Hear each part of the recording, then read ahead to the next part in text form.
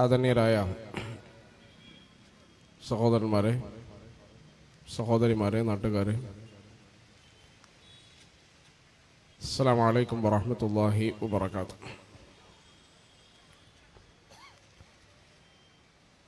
കേരളത്തിൽ ഇന്ന് ഏറ്റവും കൂടുതൽ ചർച്ച ചെയ്യപ്പെട്ടുകൊണ്ടിരിക്കുന്ന ഒരു വിവാദ വിഷയത്തിൽ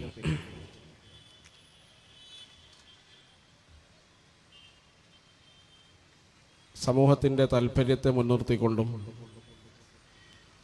കേരളീയ സമൂഹത്തിൻ്റെ താൽപ്പര്യ സംരക്ഷണത്തെ മുൻനിർത്തിക്കൊണ്ടുമെല്ലാമുള്ള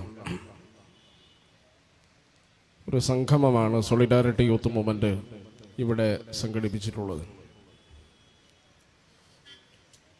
കേരളത്തിൻ്റെ ചരിത്രത്തെക്കുറിച്ച് നമുക്കെല്ലാവർക്കും അറിയാം. കേരളമെന്ന് പറയുന്നത് മറ്റു സംസ്ഥാനങ്ങളെ അപേക്ഷിച്ച്, ഇന്ത്യയിലെ തന്നെ മറ്റു പ്രദേശങ്ങളെ അപേക്ഷിച്ച് സാമുദായിക സൗഹാർദ്ദം കൂടുതൽ തിളങ്ങി നിൽക്കുന്ന ഒരു പ്രദേശമാണ്. അതൊരു സുപ്രഭാതത്തിലുണ്ടായതല്ല. നാളെ മുതൽ എല്ലാവരും സൗഹാർദ്ദത്തിൽ വസിക്കാമെന്ന് കരുതി നമ്മൾ ബോധപൂർവം ഉണ്ടാക്കിയ ഒരു ഇൻസിഡൻ്റ് അല്ല നമ്മുടെ സൗഹാർദ്ദം എന്ന് പറയുന്നത്. വളരെ കാലങ്ങളായി നമ്മൾ യഥാർത്ഥത്തിൽ വളരെ ബോധപൂർവം ശ്രമിച്ച്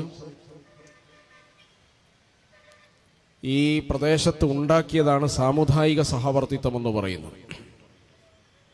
എൻ്റെ ചരിത്രങ്ങളൊക്കെ അറിയാം. സ്വാതന്ത്ര്യ സമര പോരാട്ട ചരിത്രം എടുത്ത് പരിശോധിച്ചാൽ ഈ സ്വാതന്ത്ര്യ സമര പോരാട്ടത്തിൽ എൻഗേജ് ചെയ്ത, ഇടപെട്ട് കഴിഞ്ഞ സമര പോരാളികൾ, ബ്രിട്ടീഷ് എംപയറിനെതിരെ സന്ധിയില്ലാത്ത സമരം നടത്തിയ പോരാളികൾ, അവരെല്ലാം സാമുദായിക സഹവർത്തിത്വത്തിന് വലിയ വലിയ പരിഗണന നൽകിയിരുന്നു. വടകരയിൽ നിന്നാണല്ലോ നമ്മൾ സംസാരിക്കുന്നത്. കുഞ്ഞാലി മരക്കാരെക്കുറിച്ച് നമുക്ക് എല്ലാവർക്കും അറിയാവുന്നതാണ്. സാമൂതിരിയും മരക്കാർമാരും മഖദൂമുമാരുമൊക്കെ ഇടയടുപ്പത്തോടുകൂടി ചേർന്ന് നിന്നിട്ടാണ് പോർച്ചുഗീസ് എന്ന് പറയുന്ന അധിനിവേശത്തെ നമ്മൾ കെട്ടുകെട്ടിച്ചതെന്ന ചരിത്രം നമുക്കെല്ലാവർക്കും അറിയാം. മിഷ്കാൽ പള്ളി, കോഴിക്കോട് മിഷ്കാൽ പള്ളിയുടെ ചരിത്രം നമുക്കറിയാം. മിഷ്കാൽ പള്ളി എന്തിനു വേണ്ടിയാണ് അവിടെ മുഴുവൻ സമുദായാംഗങ്ങളും യോഗം ചേർന്നത്? ഖാലി മുഹമ്മദ് ഫതഹുൽ മുബീൻ എന്ന് പറയുന്ന ഗ്രന്ഥമെഴുതി എന്തിനാണ്? സാമൂതിരിയുമായി ചേർന്നുകൊണ്ട് പോർച്ചുഗീസ് അധിനിവേശത്തെ ചെറുക്കാനുള്ള വലിയ പുറപ്പാടിൻ്റെ മുന്നോടിയായിരുന്നു മിഷ്കാൽ പള്ളിയുടെ യോഗമെന്ന് പറയുന്നത്. ഞാൻ പറഞ്ഞു വന്നത്, സാമൂതിരിയെ ഇമാമായി പരിഗണിക്കണമെന്നും സാമൂതിരിയുടെ കീഴിൽ അണിചേർന്നുകൊണ്ട് പോർച്ചുഗീസ് അധിനിവേശത്തിനെതിരെ സമരം ചെയ്യണമെന്നും അതിന് ആഹ്വാനം ചെയ്ത മതപണ്ഡിതനായിരുന്നു സൈനുദ്ദീൻ മഖ്ദൂം. ഇപ്പൊ സൈനുദ്ദീൻ മഖ്ദൂമിനെ പോലെയുള്ള, സാമൂതിരിയെ പോലെയുള്ള, മരക്കാർമാരെ പോലെയുള്ള ആളുകളുടെ ചരിത്രമാണ് കേരളത്തിന്റെ സാമുദായിക സഹവർത്തിത്വത്തിന്റെ അടിത്തറ പാകിയത് എന്ന് നമുക്ക് മനസ്സിലാക്കാൻ കഴിയും. പിന്നീട് ബ്രിട്ടീഷുകാർ ഈ രാജ്യത്ത് വന്നു. ബ്രിട്ടീഷുകാരുടെ അധിനിവേശം പോർച്ചുഗീസുകാരുടെ അധിനിവേശത്തിന് വ്യത്യസ്തമാണ്. അവര് ഇവിടത്തെ കരയും കടലും എല്ലാം കൊള്ള ചെയ്യാനുള്ള വ്യാപകമായ പദ്ധതിയിലായിരുന്നു അവർ യഥാർത്ഥത്തിൽ ഈ സംരംഭത്തെ കണ്ടത്. അങ്ങനെ കമ്പനിയുടെ രൂപത്തിൽ വന്ന് അധിനിവേശം വ്യാപൃതപ്പെടുത്തി ഈ രാജ്യത്തെ പൗരന്മാരെ ഓരോ ആളുകളെയും യഥാർത്ഥത്തിൽ അവർ അഭിമുഖീകരിച്ചതെല്ലാം എങ്ങനെ കൊള്ളയടിക്കാമെന്ന ആലോചനയോടെയും ചിന്തയോടെയുമാണ്. ആ ചിന്തയെയും ആലോചനയെയും നമ്മൾ ഒരുമിച്ച് എതിർത്തതാണ്. ഹിന്ദു മുസ്ലിം ഭേദമന്യേ ഒരുമിച്ച് തോളോട് തോൾ ചേർന്നാണ് ബ്രിട്ടീഷ് സാമ്രാജ്യത്തിനെതിരെ ഈ സംസ്ഥാനത്തുള്ള പോരാട്ടം നടന്നത്. 921 പോരാട്ടങ്ങൾ, 947 വരെ ഈ രാജ്യത്തും സംസ്ഥാനത്തും നടന്ന സ്വാതന്ത്ര്യ സമര പോരാട്ടങ്ങൾ. മൗലാന അബുൽ കലാം ആസാദ് പറയുന്നുണ്ട്, കുത്തബ് മീനാറിന്റെ മുകളിൽ മാലാക്ക പ്രത്യക്ഷപ്പെട്ടിട്ട് എന്നോട് ചോദിക്കുകയാണ്, അബുൽ കലാം, നിനക്ക് സ്വാതന്ത്ര്യം വേണോ, ഹിന്ദു മുസ്ലിം സാഹോദര്യം വേണോ എന്ന് ചോദിച്ചാൽ സംശയലേശമന്യേ അബുൽ കലാം മലക്കിനോട് പറയും, എനിക്ക് ഹിന്ദു മുസ്ലിം സാഹോദര്യം മതി, സ്വാതന്ത്ര്യം പിന്നെ മതി എന്ന് അബുൽ കലാം ആസാദ് പറയുന്നതാണ്. അപ്പൊ പ്രിയപ്പെട്ടവരെ, നമുക്ക് മനസ്സിലാക്കാൻ കഴിയുന്നത് സാമുദായിക സഹവർത്തിത്വത്തിന് നമ്മുടെ സ്വാതന്ത്ര്യ സമര പോരാളികൾ നൽകിയ ഒരു വിലയുണ്ടായിരുന്നു, ഒരു പരിഗണനയുണ്ടായിരുന്നു. ആ പരിഗണനയാണ് വലിയൊരു പോരാട്ടം നടന്നപ്പോഴും ഈ സഹവർത്തിത്വത്തെ ഈ സംസ്ഥാനത്തും ഇതിന്റെ വിവിധ പ്രദേശങ്ങളിലും ഉറപ്പിച്ചു നിർത്തിയതെന്ന് ചരിത്രം പരിശോധിച്ചാൽ നമുക്ക് മനസ്സിലാക്കാൻ കഴിയും. അപ്പൊ യഥാർത്ഥത്തിൽ ഇവിടെ നടന്നുകൊണ്ടിരിക്കുന്ന സാമുദായിക സഹവർത്തിത്വത്തിൽ ഇവിടുത്തെ എല്ലാ കക്ഷികളും, മതസംഘടനകൾ, സാമുദായിക സംഘടനകൾ, രാഷ്ട്രീയ പാർട്ടികൾ, സാംസ്കാരിക സംഘങ്ങൾ, നവോത്ഥാന നായകന്മാർ എല്ലാവരും അവരുടേതായ പങ്ക് വഹിച്ചിട്ടുണ്ട് എന്നറിയാം. അതാണ് കേരളത്തെ നമ്മൾ കൊട്ടിഘോഷിക്കുന്ന ഉത്ബുദ്ധതയുടെയും പ്രതിബദ്ധതയുടെയും അതുപോലെ തന്നെ പ്രബുദ്ധതയുടെയും ഈറ്റില്ലമായി കേരളത്തെ നമുക്ക് ഉയർത്തിക്കാട്ടാൻ സാധിച്ചത് ഈ സാമുദായിക സഹവർത്തിത്വത്തെ നമ്മൾ ജീവൻ കൊടുത്ത് സ്ഥാപിച്ചതാണ്. വാര്യംകുന്നത്ത് കുഞ്ഞഹമ്മദ് ഹാജിയുടെയും ആലി മുസ്ലിയാരുടെയും മമ്പുറം തങ്ങളുടെയും ഒക്കെ ചരിത്രം സ്വാതന്ത്ര്യ സമര ചരിത്രത്തിൽ നിങ്ങൾക്ക് കാണാൻ കഴിയും. അവരെല്ലാം മമ്പുറം പള്ളിയിൽ നിന്ന് സ്വാതന്ത്ര്യ സമരത്തിന് ആഹ്വാനം ചെയ്തത് മുസ്ലിമായ വ്യക്തിത്വമായിരുന്നില്ല. അപ്പൊ ഹിന്ദു സമൂഹത്തിൽപ്പെട്ട ആളുകൾ പള്ളിയിൽ വന്നുകൊണ്ട് മുസ്ലിം സമൂഹത്തെയും ഹിന്ദു സഹോദരന്മാരെയും ഒരുമിച്ച് ചേർത്ത് നിർത്തുകൊണ്ട് ബ്രിട്ടീഷ് എംപയറിനെതിരെ സമരാഹ്വാനം ചെയ്ത ചരിത്രം മമ്പുറം പള്ളിക്കുണ്ട്. അതുപോലെ തന്നെ നമുക്കറിയാം നമ്മുടെ ആലി മുസ്ലിയാരുടെയും വാര്യംകുന്നത്ത് കുഞ്ഞഹമ്മദ് ഹാജിയുടെയും പോരാട്ടത്തെ പിന്തുണച്ച ആളുകൾ ആരാണ്? അവർക്ക് വേണ്ടിയുള്ള സഹായങ്ങളും സംവിധാനങ്ങളും സാമ്പത്തികമായ സഹകരണങ്ങളും ചെയ്തതാരാണ്?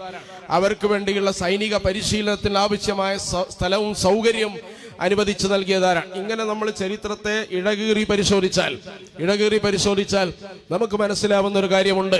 ഒരു സുപ്രഭാതത്തിൽ ഒരു ഇൻസിഡന്റ് എന്നോണം സംഭവിച്ചതല്ല നമ്മുടെ നാട്ടിൽ ഒരുമ, ഐക്യം, സൗഹാർദ്ദം, സഹവർത്തിത്വം എന്ന് പറയുന്ന മൂല്യങ്ങൾ. അതെല്ലാം നമ്മൾ വില കൊടുത്തു വാങ്ങിയതാണ്. ജീവന്റെ വിലയുണ്ട് ഈ സംസ്ഥാനത്തെ സൗഹാർദ്ദത്തിനും സഹവർത്തിത്വത്തിനുമെന്ന് നമ്മൾ മനസ്സിലാക്കേണ്ടതാണ്. ആ സാമുദായിക സൗഹാർദ്ദത്തെ ചില ആളുകൾ കുത്തകയാക്കി വെക്കാറുണ്ട്. പുരോഗമന പ്രസ്ഥാനങ്ങൾ ഈ സംസ്ഥാനത്ത് പ്രവർത്തിച്ചതിന് ശേഷമാണ് യഥാർത്ഥത്തിൽ സാമുദായിക സഹവർത്തിത്വം ഉണ്ടായതെന്ന്. അതിനു മുമ്പേ, അവർ ഉദയം ചെയ്യുന്നതിന് മുമ്പേ, ലോകാടിസ്ഥാനത്തിൽ തന്നെ കമ്മ്യൂണിസം അടക്കമുള്ള പ്രസ്ഥാനങ്ങൾ ലോകത്ത് ഉദയം ചെയ്യുന്നതിന് മുമ്പ് തന്നെ വിമോചന പോരാട്ടത്തെക്കുറിച്ചും സാമുദായിക സഹവർത്തിത്വത്തെക്കുറിച്ചും കേരളത്തിലെ ജനങ്ങൾ ബോധവാന്മാരായിരുന്നുവെന്ന് ചരിത്രം പരിശോധിച്ചാൽ അറിയാം. മമ്പുറം ഫസൽ പൂക്കോയ തങ്ങളുടെ പ്രഭാഷണങ്ങൾ ചരിത്രത്തിൽ രേഖപ്പെടുത്തിയിട്ടുണ്ട്. അദ്ദേഹം പറയുന്നത്, നിങ്ങൾ തമ്പുരാനെ തമ്പുരാനെന്ന് വിളിക്കരുത്, ആരുടെ മുന്നിലും മോച്ചാനിച്ചു നിൽക്കരുത്, വഴിമാറി നടക്കരുത്, എച്ചില് ഭക്ഷിക്കരുത് എന്നൊക്കെ പറയുന്നത് കാറൽ മാർക്സ് ഉദയം ചെയ്യുന്നതിന്റെ നൂറ്റാണ്ടുകൾക്കും പതിറ്റാണ്ടുകൾക്കും മുമ്പ് കേരളത്തിലെ വിമോചനത്തിന്റെയും അതുപോലെ തന്നെ സാമൂഹിക ഉന്നമനത്തിന്റെയും പോരാട്ടത്തിന്റെ ചരിത്രം കേരളത്തിന് ചിരപരിചിതമാണ്. ആ അടിത്തറയിൽ നിന്നുകൊണ്ടാണ് കേരളീയർ ജീവിച്ചു തുടങ്ങിയത്. അതുകൊണ്ട് ഹിന്ദു മുസ്ലിം സൗഹാർദ്ദം എന്ന് പറയുന്നത് ഒരു രാഷ്ട്രീയ അടപുതമയമായി കേരളീയർ സ്വീകരിച്ചതല്ല. ഹിന്ദു മുസ്ലിം ക്രിസ്ത്യൻ അതുപോലെ മതസൗഹാർദ്ദങ്ങൾ എന്ന് പറയുന്നത് കേരളീയരെ സംബന്ധിച്ചിടത്തോളം ഒരു കെട്ടുകാഴ്ചയല്ല.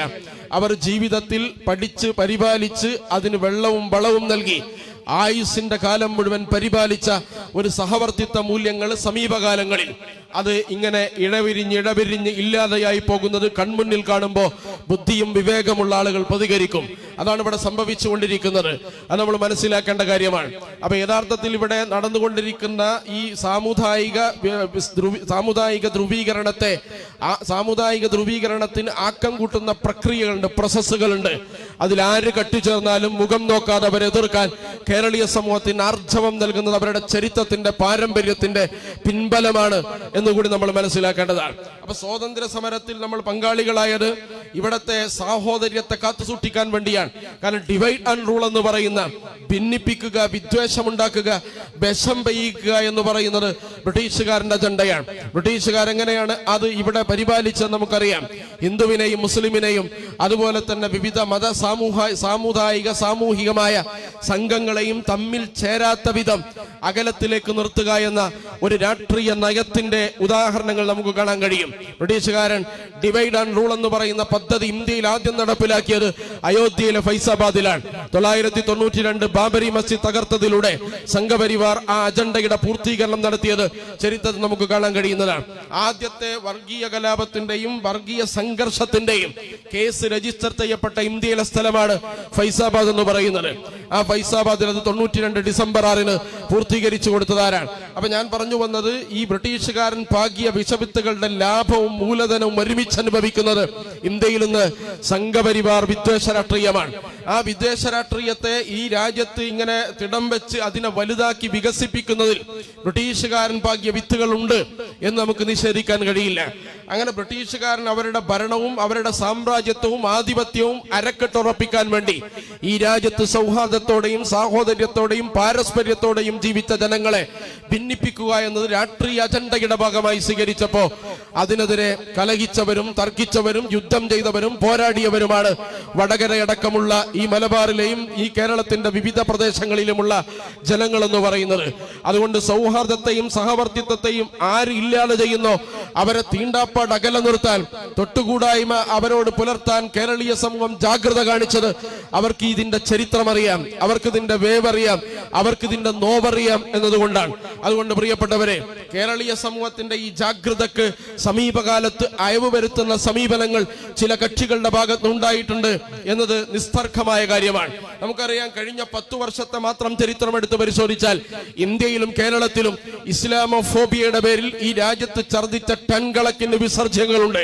അതിന്റെ ഗുണഭോക്താക്കൾ ആരാണ്, അതിന്റെ മൂലധനവും ലാഭവും ഒരുമിച്ച് കൊയ്തെടുത്തതാരാണ് എന്ന് നമ്മൾ സത്യസന്ധമായി പരിശോധിച്ചു നോക്കേണ്ടതാണ്. കേരളത്തിൽ കഴിഞ്ഞ പാർലമെന്റ് ഇലക്ഷനിൽ LDFന്റെയും UDFന്റെയും വോട്ടിംഗ് ശതമാനം കുറയുകയും BJPയുടെ വോട്ടിംഗ് ശതമാനം മാത്രം കൂടുകയും ചെയ്തത് നമ്മളെല്ലാവരും നിരീക്ഷിച്ചതാണ്. അപ്പൊ ഇസ്ലാമോഫോബിയ അന്തരീക്ഷം ഉണ്ടാക്കിയാൽ താൽക്കാലികമായി ഞങ്ങൾക്ക് ലാഭം കിട്ടുമെന്ന് വിചാരിക്കുന്നത്, അല്ലെങ്കിൽ ഞങ്ങളുടെ ഭൗതികമായ നേട്ടങ്ങൾക്ക് വേണ്ടി അല്ലെങ്കിൽ അധികാരത്തിന്റെ ആ തുടർച്ചയ്ക്ക് വേണ്ടിയുള്ള ഒരു ഉപകരണമായി ഇസ്ലാമോഫോബിയ മനസ്സിലാക്കിയാൽ യഥാർത്ഥത്തിൽ ആത്യന്തികമായി ഒരു ഇൻവെസ്റ്റ്മെന്റും ഇല്ലാതെ ലാഭം അതിൽ മോഹിക്കുന്നവർ അല്ലെങ്കിൽ ലാഭം പിടിച്ചെടുക്കുന്നവർ സംഘപരിവാർ ആയിരിക്കുമെന്നതിന്റെ സൂചകമാണ് കഴിഞ്ഞ പാർലമെന്റ് ഇലക്ഷന്റെ വോട്ടിംഗ് ശതമാനത്തിന്റെ പാറ്റേൺ എന്ന് പറയുന്നത്.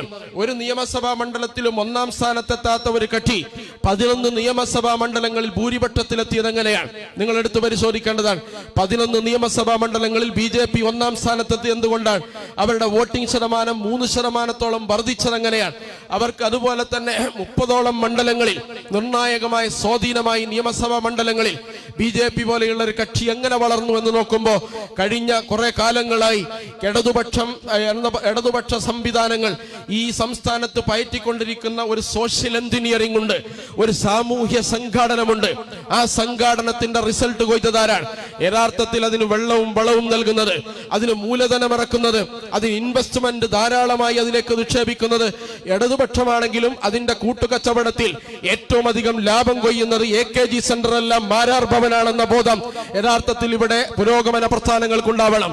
അപ്പൊ പുരോഗമന പ്രസ്ഥാനങ്ങൾ എന്ന് പറയുന്നത് അവർ ഇൻവെസ്റ്റ് ചെയ്യുന്ന ആരാണ് കൊയ്തെടുക്കുന്നത്? അത് നമ്മൾ വെറുതെ പറയുന്നതല്ല, ഒരു വിദ്വേഷത്തിന്റെയോ ഒരു കക്ഷി രാഷ്ട്രീയത്തിന്റെയോ സങ്കുചിതമായ താല്പര്യങ്ങളുടെ അടിസ്ഥാനത്തിൽ പറയുന്നതല്ല. ഇതിവിടുത്തെ വോട്ടിംഗ് ശതമാനം നിങ്ങൾ പരിശോധിച്ചാൽ മനസ്സിലാകുന്നതാണ്.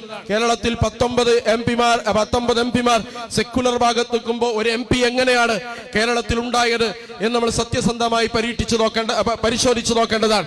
ആ പരിശോധനയിൽ സത്യസന്ധമായി നിരീക്ഷണവും പരിശോധനയും നടത്തിയാൽ നമ്മൾ യഥാർത്ഥത്തിൽ കേരളീയ സമൂഹത്തിൽ കഴിഞ്ഞ 10 വർഷങ്ങളായി രൂപപ്പെട്ട ഒരു സാമൂഹിക സംഘാടനത്തിന്റെ ശൈലി അത്യന്തം മാപൽകരമായിരുന്നു എന്ന് നമുക്ക് മനസ്സിലാവുന്നതാണ്. അപ്പൊ ന്യൂനപക്ഷ വിഭാഗത്തിൽപ്പെട്ട മുസ്ലിം ക്രിസ്ത്യൻ സമൂഹങ്ങളെ ഭിന്നിപ്പിക്കുകയും ധ്രുവീകരിക്കുകയും ചെയ്യുന്നതിൽ ഈ സാമൂഹിക സംഘാടനം വലിയ പങ്ക് വഹിച്ചിട്ടുണ്ട്. ഈ സോഷ്യൽ എഞ്ചിനീയറിംഗ് വലിയ പങ്ക് വഹിച്ചിട്ടുണ്ട്. നമുക്കറിയാം, കഴിഞ്ഞ വർഷങ്ങളിൽ, കഴിഞ്ഞ സർക്കാരിന്റെ കാലഘട്ടങ്ങളിൽ നിങ്ങൾ എടുത്തു പരിശോധിച്ചു നോക്കുക, ഏറ്റവും ഒരു പ്രധാനപ്പെട്ട വിവാദമാണ് മദ്രസ അധ്യാപകന്മാർക്ക് സർക്കാർ ഖജനാവിൽ നിന്ന് കോടിക്കണക്കിന് രൂപ ശമ്പളമായി നൽകുന്നുവെന്ന പ്രചാരണം. നിങ്ങൾ ആലോചിച്ചു നോക്കൂ, എവിടെ ഒരു മദ്രസ അധ്യാപകന് പോലും, ഒരൊറ്റ മദ്രസ അധ്യാപകനും കേരളത്തിൽ സർക്കാർ ശമ്പളം നൽകുന്നില്ല. പക്ഷേ ഇത് പ്രചരിപ്പിച്ചു, വ്യാപിച്ചു, സോഷ്യൽ മീഡിയയിൽ കത്തിയാളി ഈ പ്രചരണം കൊയ്തെടുത്തു. നമ്മുടെ നികുതി പണത്തിന് മദ്രസ നടത്താൻ സർക്കാർ പണം ഉപയോഗിക്കുന്നു എന്നതാണ്. പിന്നെന്താണ് യഥാർത്ഥ നടക്കുന്നത്? ക്ഷേമനിധിയാണ്. അത് ഏത് തൊഴിലാളിക്കും കിട്ടുന്നതാണ്, മദ്രസ അധ്യാപകന് മാത്രമല്ല. നമ്മൾ ടാക്സി ഡ്രൈവർമാർ മുതൽ മറ്റേത് തൊഴിൽ ചെയ്യുന്ന ഏതാളുകൾക്കും സർക്കാരിന്റെ ക്ഷേമനിധികളുണ്ട്. ഈ ക്ഷേമനിധിയെ ശമ്പളമായി പരിവർത്തിപ്പിച്ച് കോടിക്കണക്കിന് രൂപ പൊതുഖജനാവിൽ നിന്ന് മദ്രസയിലേക്ക് ശമ്പളം കൊടുക്കുന്നു എന്ന് പറഞ്ഞപ്പോ 5 വർഷം അതിനെതിരെ ശബ്ദിക്കാതെ, അതിനെ പ്രതിരോധിക്കാതെ, അത് ഇല്ല എന്ന് പറയാതെ അതിനെ എൻഡോസ് ചെയ്തതാരാണ്? അതിനെ പ്രോത്സാഹിപ്പിച്ചതാരാണ്? നിങ്ങൾ ആലോചിച്ചു നോക്കേണ്ടതാണ്. ഇവിടുത്തെ പോലീസ് സംവിധാനങ്ങൾ, ഇവിടുത്തെ നിയമ സംവിധാനങ്ങൾ, ഇവിടുത്തെ സൈബർ സംവിധാനങ്ങൾ, ആ സംവിധാനങ്ങളെല്ലാം അന്വേഷിക്കാനും കണ്ടെത്താനും റഡാറിൽ നിർത്താനും കഴിവുള്ള ഭരണമുള്ള ഒരു കക്ഷി. ആ കക്ഷി ഇത്രയും വരെ ബീഭത്സമായിരുന്നുള്ള വർഷങ്ങളായി പ്രചരിച്ചപ്പോ അതിനെതിരെ നിയമ നടപടിയെടുത്തില്ല, കേസ് രജിസ്റ്റർ ചെയ്തില്ല. അത് തെറ്റാണെന്ന് പറയാൻ അന്ന് ഉന്നത വിദ്യാഭ്യാസ വകുപ്പ് കൈകാര്യം ചെയ്യുന്ന ആൾ, അദ്ദേഹത്തിന് അത് അറിയാം, പക്ഷെ അദ്ദേഹം അത് പറഞ്ഞില്ല. അങ്ങനെയുള്ള ഒരുപാട് ആളുകൾ നമുക്കറിയാം. പക്ഷെ അവരെല്ലാം 5 വർഷം കഴിഞ്ഞ് ഭരണം തുടർച്ച വീണ്ടും ലഭിച്ചപ്പോ പറയുകയാണ് മദ്രസാധ്യാപകന്മാർക്ക് സർക്കാർ നയാ പൈസ ശമ്പളം കൊടുക്കുന്നില്ല. ഈ 5 വർഷം ഈ വിദ്വേഷ പ്രചരണം 2 സമുദായങ്ങൾക്കിടയിൽ വമ്പിച്ചകലങ്ങൾ സൃഷ്ടിച്ചു വന്നത് നമുക്ക് കാണാതിരിക്കാൻ കഴിയില്ല. അതുകൊണ്ട് പ്രിയപ്പെട്ടവരെ, യഥാർത്ഥത്തിൽ ഇവിടെ സാമുദായിക അന്തരീക്ഷത്തെ ധ്രുവീകരിക്കുകയും അതിനെ വിദ്വേഷത്തിന്റെ മലിനീകരിക്കുകയും വിദ്വേഷത്തിലൂടെ മലിനപ്പെടുത്തുകയും ചെയ്യുന്ന ധാരാളം പ്രചരണങ്ങൾ നിരവധിയായി ഇവിടെ നടന്നുകൊണ്ടിരിക്കുന്ന നമുക്കറിയാം. അതിലേറ്റവും പ്രധാനപ്പെട്ട ഒരു വിവാദമാണ് ലവ് ജിഹാദ് എന്ന് പറയുന്ന വിവാദം. ലവ് ജിഹാദ് അറിയാം, ഉത്തർപ്രദേശിലെ മുഖ്യമന്ത്രി യോഗി ആദിത്യനാഥ് ലവ് ജിഹാദിനെതിരെ നിയമം പാസാക്കിയ മുഖ്യമന്ത്രിയാണ്. അങ്ങനെ ലവ് ജിഹാദ് മറ്റു 2 മതങ്ങളിലെ ആളുകൾ പ്രണയിച്ച് വിവാഹം കഴിച്ചാൽ അത് 10 വർഷം വരെ തടവ് ശിക്ഷ ലഭിക്കുന്ന ശിക്ഷയായി ഉത്തർപ്രദേശ് പ്രഖ്യാപിച്ചിരിക്കുകയാണ്. പക്ഷേ അതിന്റെ അടിസ്ഥാനം എന്താണ്? അദ്ദേഹം അതിന്റെ പ്രചോദനമായി പറയുന്നത് കേരളത്തിലെ ഒരു മുൻ മുഖ്യമന്ത്രിയാണ് കേരളത്തിൽ ലവ് ജിഹാദ് ഉണ്ടെന്ന് പറയുന്നത്. ഞങ്ങൾ BJP-ക്കാരല്ല, സംഘപരിവാർ പറയുന്നതല്ല. അപ്പൊ നിങ്ങൾ ആലോചിച്ച് നോക്കൂ, ലവ് ജിഹാദ് കേരളത്തിലുണ്ട് എന്നും അങ്ങനെ അതിലൂടെ മുസ്ലിം സമുദായം അധികാരത്തിലേക്ക് വരുമെന്നും അധികാരം പിടിച്ചടക്കുമെന്നും അങ്ങനെ ഒരു ഭീതി ജനിപ്പിക്കുകയും ആ ഭീതിയിലൂടെ ഒരു സമുദായത്തെ അപരവൽക്കരിക്കുകയും ചെയ്യുന്ന പ്രോസസ്സിന് തുടക്കമിട്ടതാരാണ്? ആ തുടക്കമിട്ട പ്രോസസ് 10 വർഷം തടവുള്ള ശിക്ഷയായി യുപിയിലെ യോഗി ആദിത്യനാഥിന് പ്രഖ്യാപിക്കാൻ റഫറൻസായി സ്വീകരിച്ചത് ആരുടെ സംസാരമാണ്, ആരുടെ വർത്തമാനമാണ്, ആരുടെ പ്രസ്താവനയാണ്? ഇതൊക്കെ നമ്മൾ ആത്മപരിശോധന നടത്തേണ്ടതാണ്. നമുക്കറിയാം VS അച്യുതാനന്ദൻ മുതൽ ജോർജ് M. തോമസ് വരെ ലവ് ജിഹാദുമായി ബന്ധപ്പെട്ട പ്രചാരണങ്ങൾ, പ്രോപ്പഗണ്ടകൾ എത്ര വലുതായിരുന്നുവെന്ന് നമുക്കറിയാം. അതുപോലെ തന്നെ മുസ്ലിം സമൂഹത്തിന് ഭൂരിപക്ഷമുള്ള പ്രദേശങ്ങളെ തെരഞ്ഞെടുത്ത് ആ പ്രദേശങ്ങളിൽ നമ്മൾ എടുത്തു നോക്കുക, അവിടെ എന്തെങ്കിലും സമരങ്ങൾ നടന്നാൽ, അവിടെ എന്തെങ്കിലും സമരങ്ങളോ പോരാട്ടങ്ങളോ നടന്നാൽ, അല്ലെങ്കിൽ അവരുടെ എന്തെങ്കിലും മുൻകൈയിൽ ഒരു പ്രക്ഷോഭങ്ങളോ സമര പരിപാടികൾക്കോ നേതൃത്വം നൽകിയാൽ അതിനെങ്ങനെയാണ് അഡ്രസ് ചെയ്തത്, CPM അഡ്രസ് ചെയ്തത് എന്നെടുത്ത് പരിശോധിക്കേണ്ടതാണ്. അതിലെ ഭീകരവാദ സമരമായി, തീവ്രവാദ സമരമായി, തങ്ങളുടെ കിടപ്പാടമില്ലാതെയാകുമോ എന്ന് ഭയപ്പെട്ടുകൊണ്ട് ഗെയിൽ വിരുദ്ധ സമരം നടത്തിയപ്പോ ആ സമര പോരാളികളെ തീവ്രവാദികളും ഭീകരവാദികളുമാക്കിയതാരാണ്? കരിമണൽ ഖനനം അതിനെതിരെ ആലപ്പുഴയിൽ സമരം ചെയ്തപ്പോ ആ സമരത്തെ തീവ്രവാദത്തിന്റെയും ഭീകരവാദത്തിന്റെയും ചാപ്പകുത്തി വിശേഷിപ്പിച്ചതാരാണ്? അതുപോലെ തന്നെ കോഴിക്കോട് ആവിക്കൽ തോട് മാലിന്യ പ്ലാന്റിനെതിരെ അവിടുത്തെ പ്രദേശത്തുകാർ സമരം ചെയ്തപ്പോ അത് ഭീകരവാദികളുടെയും തീവ്രവാദികളുടെയും സമരമാക്കി ചിത്രീകരിച്ചതാരാണ്? അതേസമയം ഗാഡ്ഗിൽ റിപ്പോർട്ടിനെതിരെ താമരശ്ശേരി ബിഷപ്പിന്റെ നേതൃത്വത്തിൽ നടന്ന സമരം വർഗീയമല്ല, തീവ്രവാദമല്ല. വിഴിഞ്ഞത്ത് അദാനിക്കെതിരെ സമരം നടന്നത് ക്രിസ്ത്യൻ സമൂഹത്തിന്റെ മുൻകൈയിൽ നടന്ന സമൂഹം, അത് ഒരിക്കലും വർഗീയമോ തീവ്രവാദമോ അല്ല. ഇപ്പൊ മുസ്ലിം സമൂഹത്തിന് ഭൂരിപക്ഷമുള്ള പ്രദേശങ്ങളിൽ അവരവരുടെ രാഷ്ട്രീയ ക്ലൈം ഉന്നയിക്കുമ്പോ, തങ്ങളുടെ അവകാശങ്ങൾക്ക് വേണ്ടി ശബ്ദിക്കുമ്പോ അത് തീവ്രവാദ ഭീകരവാദ മുദ്രകുത്തിയത് സംഘപരിവാർ രാഷ്ട്രീയമല്ല കേരളത്തിൽ എന്ന് നമ്മൾ മനസ്സിലാക്കേണ്ടതാണ്. അത് CPM-ഉം ഇടതുപക്ഷം മുൻകൈയിൽ നടന്നുകൊണ്ടിരിക്കുന്ന പ്രോപ്പഗണ്ടകളുടെ ഭാഗമാണ്.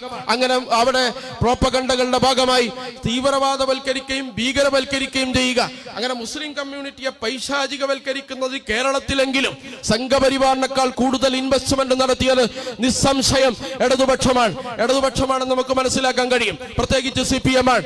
അതുകൊണ്ട് പ്രിയപ്പെട്ട സഹോദരന്മാരെ, സഹോദരിമാരെ, നമ്മൾ സത്യസന്ധമായി കേരളത്തിൽ ഒരു 10 വർഷത്തെ മാത്രം ചരിത്രം, അതിനപ്പുറത്തെ നിങ്ങൾ പരിശോധിക്കേണ്ടതില്ല. 10 വർഷത്തെ ചരിത്രം, അതിനു മുമ്പും ചരിത്രമുണ്ട്. അതിനു മുമ്പും വിദ്വേഷത്തിന്റെ മലിനീകരണം കേരളത്തിൽ പല വിധത്തിൽ നടന്നിട്ടുണ്ട്. പക്ഷെ അത് ഭീകരമായ രീതിയിൽ കേരളത്തെ മതസമൂഹങ്ങളെ,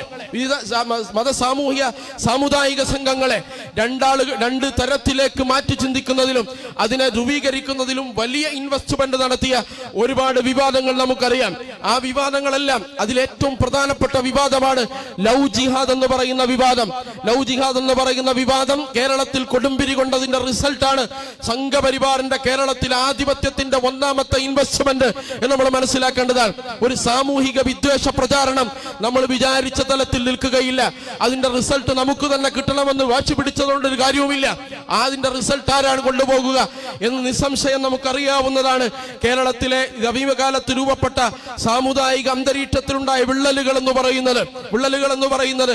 അതുകൊണ്ട് അതിനെ കുറുക്ക് വിദ്യ കൊണ്ട് നേരിടാൻ പറ്റില്ല. നമ്മളെല്ലാവരും ഒന്നിച്ചു ഒറ്റക്കെട്ടായി നേരിടേണ്ടതാണ്. ഇത് UDF-ന്റെ LDF-ന്റെ രാഷ്ട്രീയമല്ല ഞാൻ പറയുന്നത്, കേരളത്തിന്റെ സാമുദായിക സഹവർത്തിത്വത്തിന്റെ രാഷ്ട്രീയമാണ്. സ്വാതന്ത്ര്യ സമരത്തില് അതുപോലെ തന്നെ ജീവൻ കൊടുത്ത് രക്തം കൊടുത്ത് നമ്മൾ നിലനിർത്തിയ സാമുദായിക സഹവർത്തിത്വത്തിന്റെ കടക്കൽ കത്തിവെക്കുന്ന പ്രചാരണങ്ങളുമായി രാഷ്ട്രീയത്തിന്റെ നൈമിഷികമായ നേട്ടത്തിനു വേണ്ടി ആര് രംഗത്ത് വന്നാലും അവരോട് നോ എന്ന് പറയാൻ കൊടിയുടെയും ജാതിയുടെയും മതത്തിന്റെയും പേരിലല്ലാതെ ഒറ്റക്കെട്ടായി നിൽക്കാൻ നമുക്ക് സാധിക്കണം.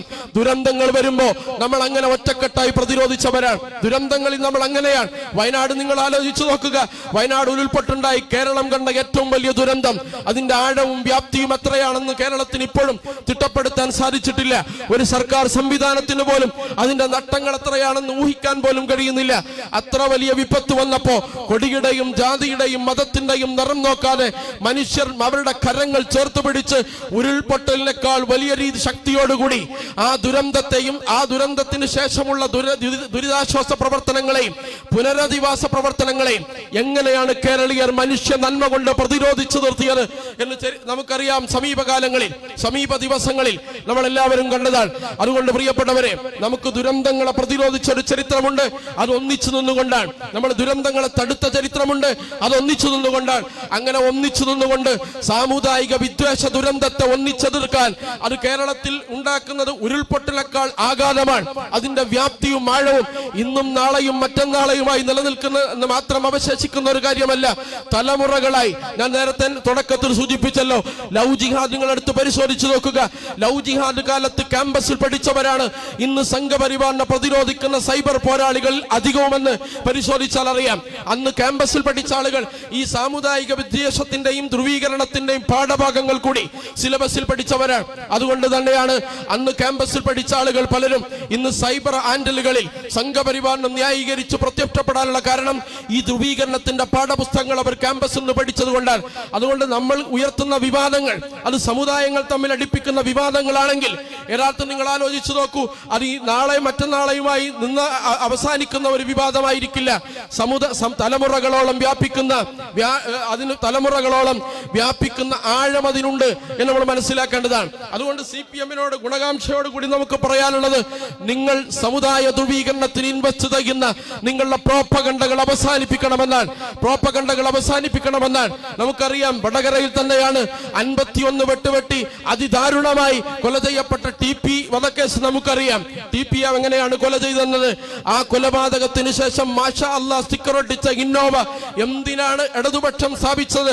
അതുപോലെ തന്നെ അങ്ങനെ ആ കൊലപാതകം കഴിഞ്ഞ് കൈരളി ചാനലിൽ ഒരു പ്രത്യേക സമുദായത്തെ കോർണർ ചെയ്തുകൊണ്ട് എന്തിനാണ് ഭീകരവാദത്തിന്റെയും തീവ്രവാദത്തിന്റെയും മേപ്പടി ചാർത്തി ആ കൊലപാതക കേസിലേക്ക് ഒരു സമുദായത്തെയും സമുദായ സംഘങ്ങളെയും ചേർത്ത് നിർത്താൻ പാർട്ടിയും പാർട്ടിയുടെ ചാനലുകളും മത്സരിച്ചത് എന്ന് നിങ്ങൾ പരിശോധിക്കേണ്ടതാണ്. അപ്പൊ യഥാർത്ഥത്തിൽ മാഷാ അല്ലാഹ് സ്റ്റിക്കർ എന്ന് പറയുന്നത് ഒരു സമൂഹത്തെ കോർണർ ചെയ്യാൻ ഉപയോഗിച്ചതുപോലെ തന്നെയുള്ള ഒരു ഉപയോഗമാണ്.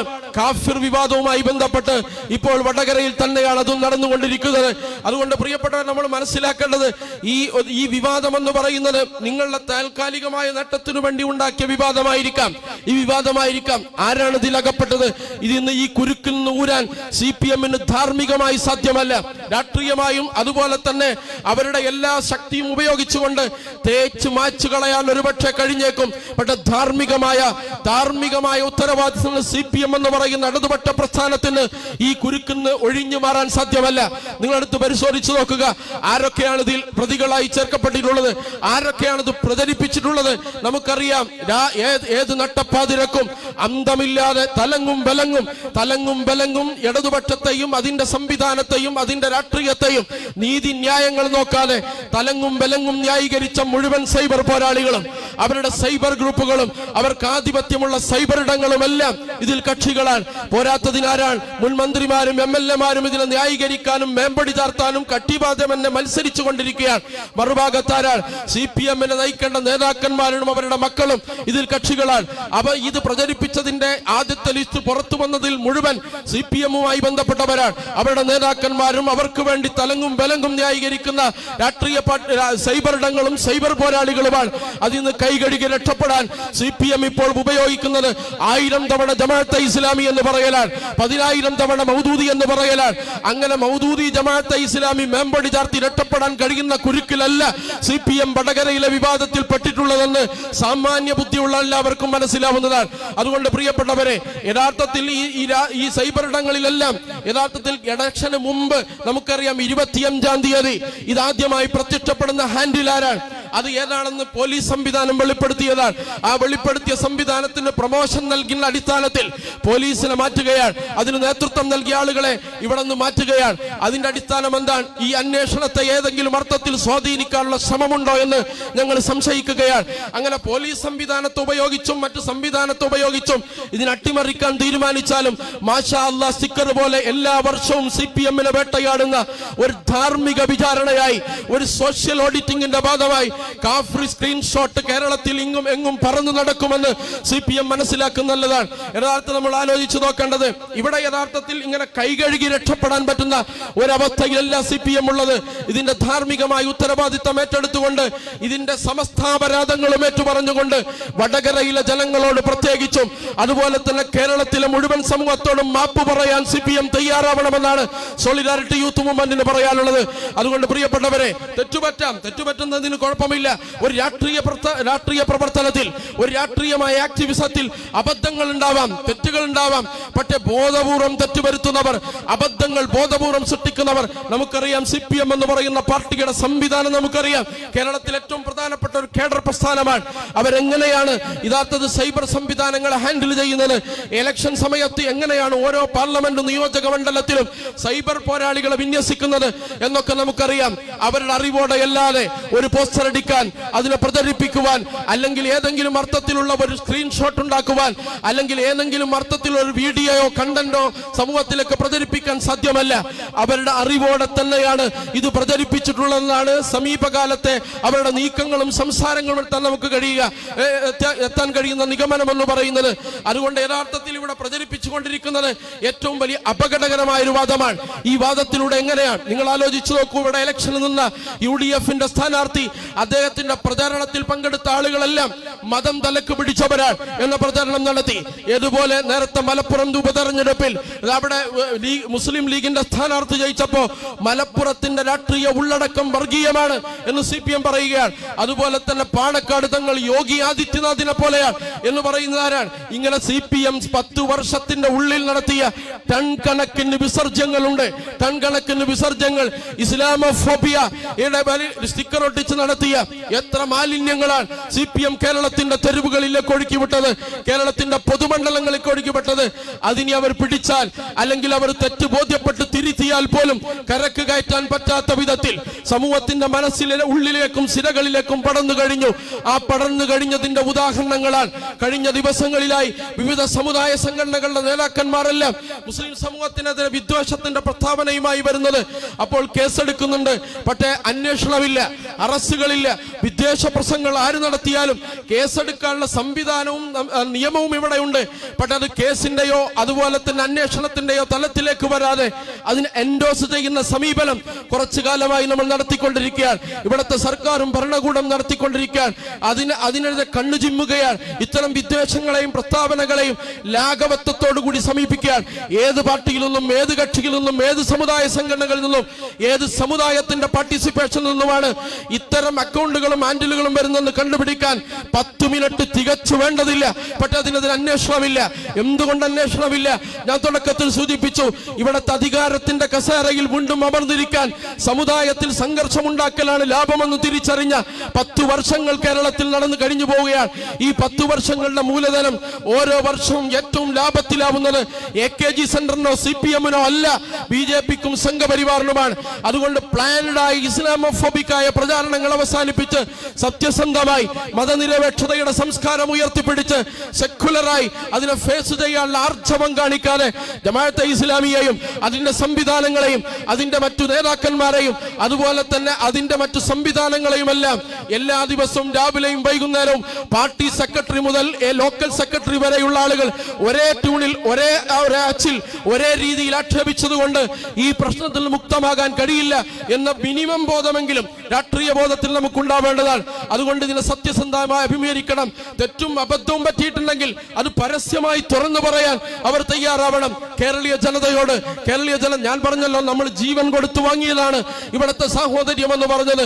ഭിന്നിപ്പിക്കാൻ വേണ്ടി സൂര്യനെ തവിക്കാത്ത ഒരു സാമ്രാജ്യം, അവരുടെ എല്ലാ സംവിധാനങ്ങളും 10-30 രാജ്യങ്ങളിൽ ഒരേ സമയം ഭരിക്കുന്ന അത്രയും ശക്തിയുള്ള എസൻഷ്യലായ ഒരു എംപയർ ഈ ലോകം മുഴുവൻ അടക്കി ഭരിച്ചപ്പോ അവരുടെ മുഴുവൻ സംവിധാനവും നമ്മുടെ മനസ്സിനെ ധൂവീകരിക്കാൻ ശ്രമിച്ചപ്പോ ജീവൻ കൊടുത്ത് നിലനിർത്തിയ സഹവർത്തിത്വത്തെ സ്ക്രീൻഷോട്ടിലൂടെയും സ്റ്റിക്കറിലൂടെയും അപഹരിക്കാൻ ശ്രമിക്കുന്ന ഇടതുപക്ഷ പ്രസ്ഥാനങ്ങൾക്ക് ആര് മാപ്പ് തന്നാലും കേരളത്തിന്റെ സഹവർത്തിത്വ ചരിത്രം മാപ്പ് തരില്ല എന്നുറക്കെ നമ്മൾ പറയേണ്ടതാണ്. അതുകൊണ്ട് പ്രിയപ്പെട്ടവരെ, നിങ്ങൾ ആലോചിച്ചു നോക്കേണ്ടത് ഇവിടെ യഥാർത്ഥത്തിൽ നടന്നുകൊണ്ടിരിക്കുന്നത് വിദ്വേഷ രാഷ്ട്രീയത്തിന്റെ കച്ചവടമാണ്. അതിലാത്യന്തികമായ മൂലധനം ആരുടേതാണ്? അത് മൂലധനം CPM-ന്റേതാണ്. കേരളത്തിൽ മൂലധനം CPM-ന്റേതാണ്. പക്ഷെ പ്രോഫിറ്റ് മുഴുവൻ ആർക്കാണ്? BJP-ക്കും സംഘപരിവാറിനുമാണ്. ഉത്തരേന്ത്യയിൽ നമുക്കറിയാം, കഴിഞ്ഞ പാർലമെന്റ് തെരഞ്ഞെടുപ്പിൽ UP-യിലെ നല്ലൊരു ശതമാനം, ഏകദേശം പകുതിയിലധികം സ്ഥലങ്ങളിൽ, പല സീറ്റുകളിൽ UP-യിൽ ഇന്ത്യ അലയൻസ് ജയിക്കുകയും അവർ വലിയ മുന്നേറ്റം സാധിക്കുകയും ചെയ്തപ്പോൾ സംഘപരിവാറിന്റെ വിദ്വേഷ രാഷ്ട്രീയത്തെ ചെറുക്കാനും പ്രതിരോധിക്കാനും ഉത്തർപ്രദേശുകാരൻ കാണിച്ച ആർജവം കേരളീയൻ കാണിച്ചില്ല. കാരണം എന്താണ്? കേരളീയ സമൂഹത്തിൽ അതിന്റെ ആഴവും സ്വാധീനവും കൂടിക്കൂടി വരികയാണ്. അത് തന്നെ സംഘപരിവാർ തട്ടിച്ച മുറി ഇവിടെ ആഴത്തിൽ വ്യാപ്തിയിൽ ഉണ്ടായിക്കൊണ്ടിരിക്കുകയാണ്. ആ മുറിവിൽ വീണ്ടും മുളക് പുരട്ടുന്നത്, എരിവ് പുരട്ടുന്നത് യഥാർത്ഥത്തിൽ ഇടതുപക്ഷ പ്രസ്ഥാനങ്ങളാണെന്ന് പറഞ്ഞത് നമുക്ക് ഖേദവും ദുഃഖവുമുണ്ട്. അതുകൊണ്ട് ഇടതുപക്ഷ പ്രസ്ഥാനങ്ങൾ സത്യസന്ധമായി, ഇടതുപക്ഷ പ്രസ്ഥാനങ്ങൾ ഈ സാമുദായിക സാമർത്ഥ്യത്വത്തിൽ അവരുടേതായ പങ്ക് ചരിത്രത്തിൽ വഹിച്ചവരാണ്. അതിനെ വിലക്ക് കൊടുക്കുന്നവർ, കേവലമായ അധികാരത്തിന്റെ അപ്പകഷ്ണത്തിനു വേണ്ടി അതിനെ മുച്ചൂടും ഒറ്റിക്കൊടുക്കുന്നവർ തങ്ങളുടെ തന്നെ ചരിത്രത്തെ ഒറ്റുകൊടുക്കുന്നവരാണെന്ന മിനിമം ബോധമെങ്കിലും അവർക്കുണ്ടാവേണ്ടതാണ്. അതുകൊണ്ട് പ്രിയപ്പെട്ടവരെ, സോളിഡാരിറ്റി യൂത്ത് മൂവ്മെന്റ് ഈ വിഷയത്തെ ഈ വടകരയിൽ അഭിസംബോധന ചെയ്യുമ്പോൾ അതിന് കലവറയില്ലാതെ പറയാൻ കഴിയുന്ന ഒരു കാര്യം, സാമുദായിക സഹവർത്തിത്വത്തിന് വേണ്ടി കേരളത്തിലെ ജനത ഒറ്റക്കെട്ടായി നിലകൊള്ളണം. ദുരന്തങ്ങളെയും അതുപോലെ തന്നെ പ്രളയങ്ങളെയും പ്രകൃതി ദുരന്തങ്ങളെയും മനുഷ്യനിർമ്മിത ദുരന്തങ്ങളെയും ഒറ്റക്കെട്ടായി ഓരോ മനസ്സോടുകൂടി രാഷ്ട്രീയ മത സാമുദായിക സംഘഭേദമന്യേ പ്രതിരോധിച്ചു നിർത്തിയ നമ്മുടെ പാരമ്പര്യം ഈ വിദ്വേഷ പ്രചരണത്തെ തടുത്തു നിർത്താനും മുന്നിലുണ്ടാവണം. അതിൽ കൊടിയുടെ നിറമോ കക്ഷിയുടെ നിറമോ രാഷ്ട്രീയ മതസംഘടനകളുടെ മേൽവിലാസങ്ങളോ അല്ലാതെ മനുഷ്യത്വത്തിന്റെ നന്മയും മനുഷ്യത്വത്തിന്റെ ഉയർത്തെഴുന്നേൽപ്പിനെയും ലക്ഷ്യം വെക്കുന്ന ഏതൊരു കക്ഷിക്കും അതിൽ അണിചേരാൻ സാധിക്കേണ്ടതുണ്ട്. അതുകൊണ്ട് ഇവിടെ തുറന്നുവിട്ട ഏറ്റവും പ്രധാനപ്പെട്ട വിവാദത്തിന്റെ കക്ഷികൾ CPM എന്ന് പറയുന്ന ഇടതുപക്ഷ പ്രസ്ഥാനങ്ങൾ കേരളത്തിലെ ജനതയുടെ മുന്നിൽ തുറന്നുവിട്ടിരിക്കുന്നത് അത്യന്തം അപകടകരമായ ഒരു മലിനീകരണ പ്രോസസ്സാണ്. ഒരു പ്രക്രിയ. ആ പ്രക്രിയ പിടിച്ചു നിർത്താൻ കഴിയാത്ത വിധം വ്യാപിച്ചുകൊണ്ടിരിക്കുകയാണ്. കേരളത്തിൽ ഏറ്റവും വിലപിടിപ്പുള്ള ഒരു പ്രചാരണമായി ഇസ്ലാമോഫോബിയ മാറിയിരിക്കുന്നത് നമുക്ക് കാണാൻ കഴിയുന്നതാണ്. അതുകൊണ്ട് പ്രിയപ്പെട്ടവരെ, നമുക്കറിയാം ഇതിന്റെ ഗുണഫലമാർക്കാൻ. നമുക്കറിയാം ഇവിടെ ഇതിനെ ന്യായീകരിക്കുകയും തിരുത്തുകയും ചെയ്യേണ്ടവരാണ്. അണികൾ അങ്ങനെ ചെയ്യാം, സൈബർ പോരാളികൾ അങ്ങനെ ചെയ്യാം, സൈബർ ഗ്രൂപ്പുകൾ അങ്ങനെ ചെയ്യാം, അല്ലെങ്കിൽ അണികൾക്കത് പ്രചരിപ്പിക്കാം. സ്ക്രീൻഷോട്ട് ഇലക്ഷന്റെ മൂർധന്യതയിൽ പ്രചരിപ്പിക്കുന്ന ആളുകൾ ഉണ്ടാവാം. പക്ഷെ അതിനെ തിരുത്തേണ്ടവരുണ്ടായിരുന്നു, കയ്യിന് പിടിക്കേണ്ടവരും തിരുത്തേണ്ടവരുമാണ് ആദ്യം പ്രചരിപ്പിച്ചതെന്നാണ് വടകരയിലെ ഏറ്റവും വലിയ ദുര്യോഗം എന്ന് പറയുന്നത്. അതുകൊണ്ട് കയ്യിന് പിടിക്കാൻ ബലമില്ലാതെയായി പോയാൽ അതിന്റെ പേരിൽ കത്തിയാളുന്നത്, അതിന്റെ പേരിൽ ധ്രുവീകരണത്തിന്റെ വില കൊടുക്കുന്നത് ഇന്നത്തെയും നാളത്തെയും ഇനി വരാനിരിക്കുന്നയും തലമുറയാണ്, മനുഷ്യ മനസ്സുകളാണ്. ചെറുപ്പക്കാരുടെ വിദ്യാഭ്യാസ സംവിധാനങ്ങളും അവർ അഭിമുഖീകരിക്കുന്ന സാമൂഹ്യ സംഘാടനവുമായിരിക്കും എന്ന മുന്നറിയിപ്പാണ് സോളിഡാരിറ്റി യൂത്ത് മൂവ്മെന്റ് ഈ വേദിയിലൂടെ നൽകാൻ ഉദ്ദേശിക്കുന്നത്. അതുകൊണ്ട് പ്രിയപ്പെട്ട സഹോദരന്മാരെ, സഹോദരിമാരെ, യഥാർത്ഥത്തിൽ ഇവിടെ നടന്നുകൊണ്ടിരിക്കുന്നത് ഒരു രാഷ്ട്രീയ ഫ്രെയിമിൽ നമ്മൾ വായിക്കേണ്ടതില്ല, ഒരു രാഷ്ട്രീയ കക്ഷിയുടെ ഏതെങ്കിലും പക്ഷം ചേർന്ന് നമ്മൾ സംസാരിക്കേണ്ടതില്ല, അല്ലെങ്കിൽ ഒരു രാഷ്ട്രീയ കക്ഷിയോട് അമിതമായ വിദ്വേഷത്തിൽ നമ്മൾ സംസാരിക്കേണ്ടതില്ല. യഥാർത്ഥത്തിൽ ഇവിടെ നടന്നുകൊണ്ടിരിക്കുന്നത് ഈ ജനതയെ വിദ്വേഷത്തിന്റെ വിത്തുപാകി തമ്മിലടിപ്പിക്കാൻ പാകത്തിലുള്ള ഒരു മണ്ണ് ഇവിടെ ഒരുങ്ങിക്കഴിഞ്ഞിരിക്കുകയാണ്. ആ മണ്ണിൽ കൃഷിയെടുക്കുന്നത്, വിളവെടുക്കുന്നത്, അതിന്റെ ലാഭം കൊയ്യുന്നത് അനേകം ഇരട്ടിയായി ഒരു ഇൻവെസ്റ്റ്മെന്റും ഇല്ലാതെ വെറും കാഴ്ചക്കാരായി കേരളത്തിന്റെ രാഷ്ട്രീയ മണ്ണിൽ വിദ്വേഷത്തിന്റെ വിളവെടുപ്പും കൊയ്തെടുപ്പും ഒരേ സമയം നടത്തുന്നത് സംഘപരിവാറാണ്. അത് ഈ രാജ്യത്തിന്റെ അപകടമാണ്, കേരളത്തിന്റെ അപകടമാണ്. അതുപോലെ തന്നെ കേരളത്തിന്റെ സാമർത്ഥ്യത്വ ചരിത്രത്തോടൊന്നും പുറംതിരിഞ്ഞ ചരിത്രമാണ് അവർക്കുള്ളത്. അതുകൊണ്ട് UDF, LDF, അതുപോലെ തന്നെ കക്ഷി രാഷ്ട്രീയ ഭേദമന്യേ മറ്റു ചെറുതും വലുതുമായ സംഘങ്ങളെല്ലാം യഥാർത്ഥത്തിൽ പിടിച്ചു നിൽക്കേണ്ടത്, പ്രതിരോധിച്ചു നിർത്തേണ്ടത് ഇത്തരം പ്രചാരണങ്ങളെയാണ്. അതുകൊണ്ട് ആത്മാർത്ഥതയുണ്ടെങ്കിൽ, ഗുണകാംക്ഷയുണ്ടെങ്കിൽ, ഈ സമൂഹത്തോടും വരും തലമുറയോടും അല്പമെങ്കിലും കനിവും കരുണയും ഉണ്ടെങ്കിൽ യഥാർത്ഥത്തിൽ പിടിച്ചു നിൽക്കേണ്ടത്, പ്രതിരോധിച്ചു നിർത്തേണ്ടത് അതുപോലെ തന്നെ അവരുടെ CPM-ന്റെ കൂടി ബാധ്യതയാണ്. പക്ഷെ അവർ ചെയ്യുന്നില്ല എന്നതാണ് ദുഃഖകരമായ ഒരു കാര്യം. പാർട്ടിയിലെ ഏറ്റവും ഉന്നതനായ സെക്രട്ടറി പോലും ഇതിൽ ന്യായീകരിക്കുകയാണ്. യഥാർത്ഥത്തിൽ ഞങ്ങൾ ഇങ്ങനെ ചെയ്യേണ്ടി വന്നത് UDF-ന്റെ സമ്മർദ്ദ ഫലമാണ് എന്നാണ് ഒരു പാർട്ടി സെക്രട്ടറി പറയുന്നത്. UDF-ന്റെ സമ്മർദ്ദ ഫലമായി ഇങ്ങനെയൊക്കെ ചെയ്യേണ്ടി വന്നിട്ടുണ്ട് എന്ന് പോലും സമ്മതിക്കുന്ന തരത്തിലേക്ക് അവർ വരികയാണ്. യഥാർത്ഥത്തിൽ പ്രിയപ്പെട്ടവരെ, നമ്മൾ ആലോചിച്ച് നോക്കേണ്ടത്, യഥാർത്ഥം നിങ്ങൾ ചെയ്യുന്ന ഒരു സ്ക്രീൻഷോട്ട് എന്ന് പറയുന്നത് അതിന്റെ പേരുണ്ടാക്കിയ പുകിലുകൾ എത്രയാണ്. ഇലക്ഷന് മുമ്പ് ഈ വടകരയിലെ, പ്രത്യേകിച്ച് വടകരയിലെ വോട്ടർമാരെ, അവരുടെ ബുദ്ധിയെ, അവരുടെ വിവേകത്തിനെ, അവരുടെ വിവേചന ശക്തിയെ കൊച്ചാക്കുന്ന വിധത്തിലുള്ള പ്രചാരണമാണ് ആ ഇലക്ഷൻ സമയത്ത് ഇവിടെ അഴിച്ചുവിട്ടത്. ഇപ്പൊ സത്യം കുറേശ്ശെയായി, മെല്ലെയായി ഇഴഞ്ഞിഴഞ്ഞ് നമ്മുടെ ഭാഗത്തേക്ക് വന്നുകൊണ്ടിരിക്കുമ്പോ അതിനെ സത്യസന്ധമായി അഭിമുഖീകരിച്ച് തെറ്റുതിരുത്തി ആർജവം കാണിക്കുന്നതിന് പകരം അതിനെ ന്യായീകരിക്കുകയും അത് ചെയ്തവർക്ക് ചൊലൂട്ടടിക്കുകയും അവർക്ക് കാവൽ നിൽക്കുകയും ചെയ്യുന്ന പണിയാണ് CPM-ന്റെ ഔദ്യോഗിക സ്വഭാവത്തിൽ നടക്കുന്നത്. അതുകൊണ്ട് ഇത് തിരുത്തണം. ഈ തെറ്റിൽ നിങ്ങൾ മാപ്പ് പറയണം. ജമാഅത്തെ ഇസ്ലാമി എന്നോ സയ്യിദ് മൗദൂദി എന്നോ 1000, 1000 തവണ ആവർത്തിച്ചിടപെട്ടാലും ശരി, ഈ കുടുക്കിൽ നിന്ന്, ഈ പ്രയാസത്തിൽ നിന്ന്, നിങ്ങൾ ഉണ്ടാക്കിയ ഈ കെണിയിൽ നിന്ന് രക്ഷപ്പെടാൻ നിങ്ങൾക്ക് കഴിയില്ല. അതുകൊണ്ട് ജമാഅത്തെ ഇസ്ലാമി എന്ന് പറഞ്ഞാൽ ആ പ്രശ്നത്തെ ഡൈവേർട്ട് ചെയ്ത് ആളുകളെല്ലാം ജമാഅത്തെ ഇസ്ലാമിയുടെ പിന്നാലെ പോകുന്ന കാലം കഴിഞ്ഞിട്ടുണ്ട് എന്ന് നിങ്ങൾ മനസ്സിലാക്കേണ്ടതാണ്. യഥാർത്ഥം നമുക്കറിയാം, കേരളത്തിലെ ഓരോ പ്രശ്നങ്ങൾ അവരുണ്ടാക്കുകയാണ്. വികസനത്തിന്റെ പേരിലുള്ള പ്രശ്നങ്ങൾ, അതുപോലെ തന്നെ നേരത്തെ ഞാൻ സൂചിപ്പിച്ചതുപോലെ സാമുദായിക ധ്രുവീകരണത്തിന് ആക്കം കൂട്ടുന്ന പ്രസ്താവനകളെ കണ്ടില്ലെന്ന് നടിക്കൽ, അതിന് സത്യസന്ധമായി സമയാസമയങ്ങളിൽ അഭിമുഖീകരിക്കാതിരിക്കൽ, പിന്നെ സ്വന്തം വകയായി ചില പ്രൊഡക്ഷൻ സാമുദായിക ധ്രുവീകരണത്തിന് വേണ്ടി സമർപ്പിക്കൽ, ഇതെല്ലാം ആഘോഷപൂർവം കഴിഞ്ഞ കുറെ വർഷങ്ങളായി കേരളത്തിന്റെ തെരുവുകളിൽ, പത്രങ്ങളിൽ, പേജുകളിൽ, വിഷ്വൽ ചാനലുകളിൽ, അതുപോലെയുള്ള എല്ലാ സംവിധാനങ്ങളിലും ഇങ്ങനെ നിറഞ്ഞ് ആടിത്തിമർക്കുന്ന സമയത്ത് പ്രിയപ്പെട്ടവരെ, ഈ സംസ്ഥാനത്തിന്റെ പാരസ്പര്യത്തെയും ഈ സംസ്ഥാനത്തിന്റെ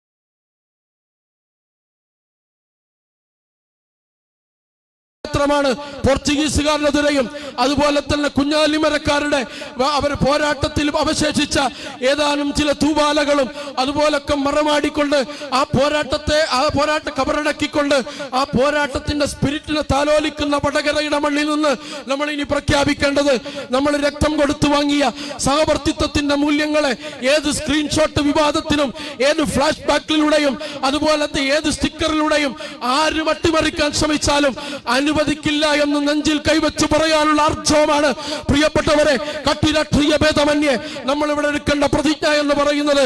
അതുകൊണ്ട് മാഷാ അല്ലാഹ് സ്റ്റിക്കർ, അതുപോലെ തന്നെ കാഫിർ സ്ക്രീൻഷോട്ട്, അതുപോലെ നമുക്കറിയാം ഫസൽ എന്ന് പറയുന്ന ഫസൽ വധക്കേസിലെ വിവാദം നിങ്ങൾക്കറിയാം. അതിന്റെ കൊന്ന രക്തം പുരണ്ട തൂവാല ക്ഷേത്രത്തിൽ കൊണ്ടുപോയിടുകയാണ്. അങ്ങനെ ഹിന്ദുക്കളാണ് മുസ്ലിം സഹോദരനെ കൊന്നെന്ന് പറയാൻ, ഒരു ഹിന്ദു സഹോദരനെ കൊന്നത് മുസ്ലിങ്ങളാണെന്ന് പറയാൻ പ്ലാൻഡായ ബോധപൂർവമായ ക്രൈം ചെയ്യുകയാണ്. അങ്ങനത്തെ കുറ്റവാളികളെ നിയമത്തിന്റെ മുന്നിൽ കൊണ്ടുവരിക, അവരെ സംരക്ഷിക്കാതിരിക്കുക, അവരെ ന്യായീകരിക്കാതിരിക്കുക, അവർക്ക് വേണ്ട വെള്ളവും നൽകി കൂടുതൽ വിദ്വേഷ രാഷ്ട്രീയത്തെ ജ്വലിപ്പിച്ചു നിർത്താനുള്ള ശ്രമമാണെങ്കിൽ പ്രിയപ്പെട്ടവരെ, അത്തമിക്കാനുള്ളതാണ് നിങ്ങളുടെ രാഷ്ട്രീയ ചിഹ്നമെന്ന ബോധം നിങ്ങൾക്കുണ്ടാവേണ്ടതാണ്. കേരളത്തിന്റെ പാർലമെന്റ് ഇലക്ഷന്റെ മാത്രം റിസൾട്ട് നിങ്ങളെടുത്ത് പരിശോധിച്ചു നോക്കിയാൽ മനസ്സിലാവുന്നതാണ്. നിങ്ങളുടെ കാലിനടിയിലെ മണ്ണൊലിച്ചു പോയിരിക്കുകയാണ്. കാരണം നിങ്ങൾ ഒലിച്ചു പോകാൻ പാകത്തിൽ ആ മണ്ണിൽ നിരന്തരം വെള്ളമൊഴിച്ചത് നിങ്ങൾ തന്നെയായിരുന്നുവെന്ന് ആത്മപരിശോധന നടത്തേണ്ടതാണ്. നിങ്ങളുടെ വോട്ട് ബാങ്കുകൾ, നിങ്ങൾക്ക് സ്ഥിരമായി വോട്ട് ചെയ്തിരുന്ന സമുദായങ്ങൾ, സാമൂഹ്യ സംഘങ്ങൾ, അവരെല്ലാം മാറി ചിന്തിച്ചത് എങ്ങനെയാണ്? നിങ്ങൾ പടർത്തിയ വിദ്വേഷത്തിന്റെ ഏറ്റവും വലിയ വളനിലമായി, ഊർജ സംഭരണിയായി തൊട്ടപ്പുറത്തുള്ള കക്ഷിയെയും വിദ്വേഷ രാഷ്ട്രീയത്തിന്റെ ഹോൾസെയിൽ ഡീലർമാരായ സംഘപരിവാറിനെയും അവർ മനസ്സിലാക്കുകയാണ്. അങ്ങനെ ഏറ്റവും കൂടുതൽ വിദ്വേഷം പ്രചരിപ്പിക്കാൻ സുരക്ഷിതമായ താവളം തേടി പോകുമ്പോ തങ്ങളുടെ കാലിനടിയിലെ മണ്ണൊലിച്ചു പോയിട്ടുണ്ട് എന്ന യാഥാർത്ഥ്യമെങ്കിലും തിരിച്ചറിഞ്ഞുകൊണ്ട് ഇതിനെ സത്യസന്ധമായി അഭിമുഖീകരിക്കാൻ ഇടതുപക്ഷ പ്രസ്ഥാനങ്ങൾ ആർജവം കാണിക്കണമെന്ന് മാത്രം ആവർത്തിച്ച് ആവശ്യപ്പെട്ടുകൊണ്ട് ഞാൻ എന്റെ പ്രഭാഷണം അവസാനിപ്പിക്കുകയാണ്. വാഹിറു ദഅ്വാന അൽഹംദുലില്ലാഹി റബ്ബിൽ ആലമീൻ. അസ്സലാമു അലൈക്കും വറഹ്മത്തുള്ളാഹി വബറകാതുഹു.